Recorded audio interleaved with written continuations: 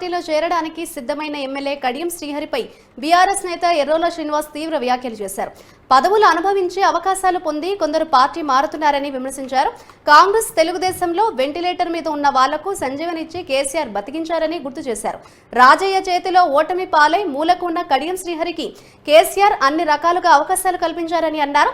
ఒక పదవిలో ఉండగానే సిట్టింగ్లను కాదని శ్రీహరికి అవకాశాలు ఇచ్చారని తెలిపారు. కేసీఆర్ను తప్పుపట్టే అర్హత కడియం కావ్యకు ఎక్కడిదని ఆయన మండిపడ్డారు. కడియం కారణంగానే రాజయ్య, ఆరూరి రమేష్, పసునూరి దయాకర్ పార్టీకి దూరమయ్యారని ఆరోపించారు. పార్టీలు మారే ఇలాంటి లీడర్ల కంటే ఊసరవెల్లి బెటర్ అని అన్నారు. ముందు పదవులకు రాజీనామా చేసి పోవాలని డిమాండ్ చేశారు. కురవృద్ధులు 85 సంవత్సరాలు ఒక ఆయన ఉంటాడు, 75 సంవత్సరాలు ఒక ఆయన ఉంటాడు. నిజంగా వీళ్ళు పార్టీ మారుతుంటే అసలు సిగ్గు అనిపిస్తుంది.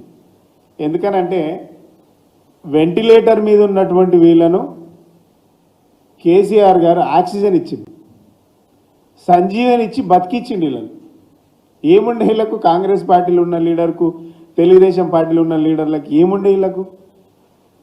2011లో రాజయ్య చేతిలో తుక్కు ఓడిపోయిండు. ఇలా తీసుకొచ్చి ఎంపీని చేసినాం. 2014లో వరంగల్ ఎంపీని చేసినాం. ఎంపీని చేసిన తర్వాత ఆయన మీద లేని అన్నీ పుట్టించిండు.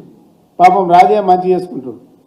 ఉన్నాయి లేని అన్నీ క్రియేట్ చేసి 2016లో ఆయనకు ఎమ్మెల్సీ ఇచ్చి డిప్యూటీ సీఎం ఇచ్చినాం. అదేవిధంగా 2021లో మళ్ళా మేము ఎమ్మెల్సీ రెన్యువల్ చేసినాం. 2023లో ఎమ్మెల్యేని చేసినాం. అది ఉండగానే 4 ఏళ్ళ పీరియడ్ ఉండగా ఎమ్మెల్యేని చేసినాం.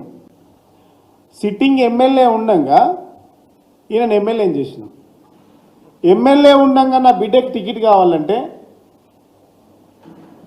మళ్ళీ ఆమెకు కూడా 2024లో టికెట్ కూడా అనౌన్స్ చేసినాం.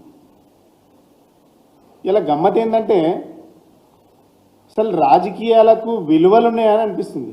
ఈ ఫోటో వచ్చేసి మార్చి 27 కేసీఆర్ని కలిసి బొకే ఇస్తుంది.